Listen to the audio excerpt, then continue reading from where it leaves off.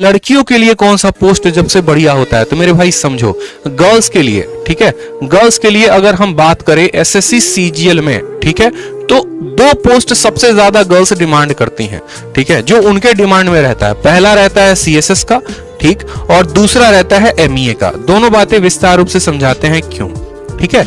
एक बात हमेशा जान लीजिएगा, जब आप जो एग्जाम की तैयारी कर रहे हैं, किसी भी कंपटीशन के एग्जाम की तैयारी कर रहे हैं आप, तो वहां पर जो सबसे ज्यादा चैलेंजिंग होता है ना उस एग्जाम की तैयारी करना, वो लड़कियों के लिए होता है, ठीक है। जैसे लड़के हैं ना, जैसे मानो हम लोग हैं, तो हमारे ऊपर कोई ज्यादा उतना प्रेशर नहीं है। हमें हमारे पेरेंट्स 1 साल की जगह 2 साल दे सकते हैं, ठीक है। लड़कों को 1 साल की जगह 2 साल मिल सकता है, 2 साल की जगह 3 साल मिल सकता है। लेकिन लड़कियों के केस में क्या होता है कि जैसे जैसे उनकी उम्र बढ़ते जाती है, उनसे ज्यादा, उनके माँ बाप से ज्यादा चिंता उनके पड़ोसियों को होना शुरू हो जाता है, ठीक है। अरे आपकी लड़की का उम्र हो रहा है, सोने शादी ब्याह नहीं करवाएंगे क्या, ठीक है। अब वो चीज उनके दिमाग में भरी जाती है, तो पेरेंट्स भी ये बात को सोचना शुरू कर देते हैं। अब पेरेंट्स चूंकि सोचना शुरू कर देते हैं, तो वो जो है लड़कियों के ऊपर प्रेशर बनाता है, और लड़की के ऊपर प्रेशर बनाता है, तो जो बेचारी वो कर भी सकती थी वो नहीं कर पाती है, ठीक है। तो उनके ऊपर सबसे ज्यादा प्रेशर होता है। अगर एक लड़की इनकम टैक्स इंस्पेक्टर बन रही है और एक लड़का इनकम टैक्स इंस्पेक्टर बन रहा है, बात करें एफर्ट की, बात करें चैलेंज की, बात करें मेहनत की, बात करें सबसे ज्यादा प्रॉब्लम्स को फेस करने की, तो वो एक लड़की ने किया है, ना कि उस लड़के ने।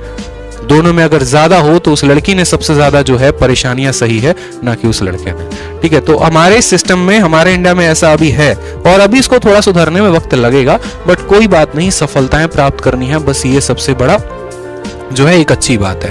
अब लड़कियों को क्या होता है कि शुरू में भी कंफर्ट चाहिए होता है, बाद में भी कंफर्ट चाहिए होता है। अब यार मानो शुरू में पेरेंट्स अलाउ नहीं करते कि तुम बंदूक लेके घूमो, और बाद में तुम्हारा हस्बैंड अलाउ नहीं करेगा। अब मानो कि आपको आपका हस्बैंड बोलेगा क्या कि एक काम करो, रात के 2 बजे तुम जाके किसी के यहाँ रेड मारो, नहीं बोलेगा ना भाई, उसको भी एक सोशल और बढ़िया लाइफ चाहिए।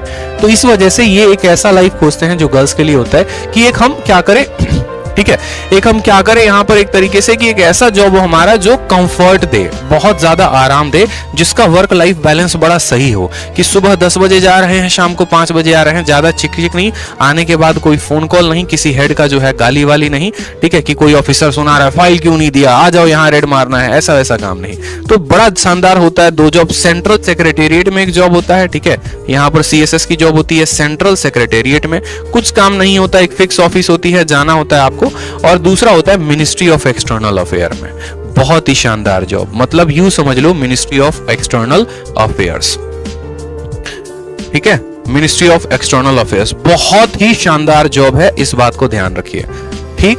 और इस जॉब को पाने के लिए ना, मतलब यूं समझ लो कि समुद्र मंथन में जितनी देवताओं को और दानवों को मेहनत नहीं लगी होगी ना, आज के इस कलयुग में एक एस्पिरेंट को मेहनत लगती है मिनिस्ट्री ऑफ एक्सटर्नल अफेयर पाने में, क्योंकि सीजीएल का सबसे ज्यादा कट ऑफ जाने वाला जो पोस्ट है वो यही है, ठीक है। 2017 में इसका कट ऑफ 576 गया था, 2018 में इसका 600 समथिंग करके था, ठीक है। तो बहुत ज्यादा हाई कट ऑफ जाता है, बहुत हाई कट ऑफ जाता है, क्योंकि इसके पोस्ट जो होते हैं वो कुछ फिक्स होते हैं और हर कोई इसको चाहता है। मिनिस्ट्री ऑफ एक्सटर्नल अफेयर की बात करें तो यहां पर इंडिया में इसकी पोस्टिंग 3 साल तक दी जाती है। दिल्ली में नौकरी होती है, आपका ट्रेनिंग होता है जवाहरलाल नेहरू स्टेडियम के सामने, ठीक है, वहीं पर इनका ट्रेनिंग सेंटर है। 1-2 महीने की ट्रेनिंग होती है, उसके बाद आपको जो है 3 साल तक दिल्ली में रहने का प्रोविजन है, और उस 3 साल के बाद फिर आपको अलग अलग कंट्रीज में जाने के ऑप्शंस खुल जाते हैं। आप चाहो तो लंदन जा सकते हो, आप चाहो तो बगदाद जा सकते हो, लेकिन आपके चाहने से नहीं होता, उसमें भी थोड़ा सा कैच है। कैच ये है कि पहले आपको भेजा जाता है एक्स कंट्री में, फिर वाई, फिर जेड में। मतलब ऐसे समझ लो कि पहले तुमको ही नहीं भेजेगा कि जाओ अमेरिका घूम के चले आओ, पहले तुमको भेजता है जाओ थोड़ा पाकिस्तान का चक्कर लगा के आओ, आखिर हमारा पड़ोसी है, थोड़ा ध्यान रख लो उसका। तुम ध्यान नहीं रखोगे तो कौन रखेगा? पाकिस्तान, बगदाद, इराक, पहले ऐसे कंट्री में, फिर अफगानिस्तान, श्रीलंका, फिर उससे थोड़ा सा ऊपर जाओगे तो ऑस्ट्रेलिया, न्यूजीलैंड, ये कंट्रीज हो गई। और जब तुम्हारा एकदम बुढ़ापा आ जाएगा ना, तब तुमको भेजेगा अमेरिका के, अब तुम ज्यादा जाके वहां बकवासबाजी नहीं करोगे, समझ रहे हो? तो इस तरीके से भेजा जाता है। बाकी नेता वेता का अप्रोच हो तो पहले पोस्टिंग में ही लंदन वंदन जा सकते हो, बहुत ऐसे लोगों को मैं जानता हूं जो गए हुए हैं, ठीक है। तो ये जो चीजें होती है मिनिस्ट्री ऑफ एक्सटर्नल अफेयर, मतलब ये बोलते हैं ना, एक कलेजा है कि मोशन है भाई ये, ठीक है। और एक और बात बताऊं तो 6 साल 7 साल के बाद आपका प्रमोशन होके यहाँ से भी आप यूपीएससी वाले कैडर में घुस सकते हैं। मतलब या तो आप में क्षमता है तो आप यूपीएससी की तैयारी करिए, यूपीएससी निकालिए आप, और आप बन जाइए एक IFS officer Indian foreign service में जाके, और नहीं तो आप SSC की नौकरी निकालिए, कुछ साल देश की सेवा करिए और अपना प्रमोशन लीजिए और तब आप उस कैडर में घुसिए।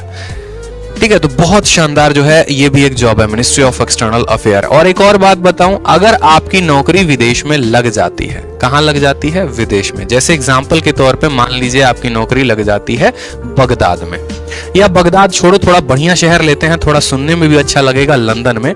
तो अगर आपके भारत में सैलरी यहां पर 1 लाख रुपए है ना, ठीक है, तो वहां पर आपकी जो सैलरी होगी वो 4 से 5 लाख रुपए प्रति महीने होगी। 4 से 5 लाख रुपए प्रति महीने। आराम से 1-2 लाख रुपया खाओगे, पियोगे, मौज करोगे और बाकी पैसा बचा के घर वालों को भेजा करोगे।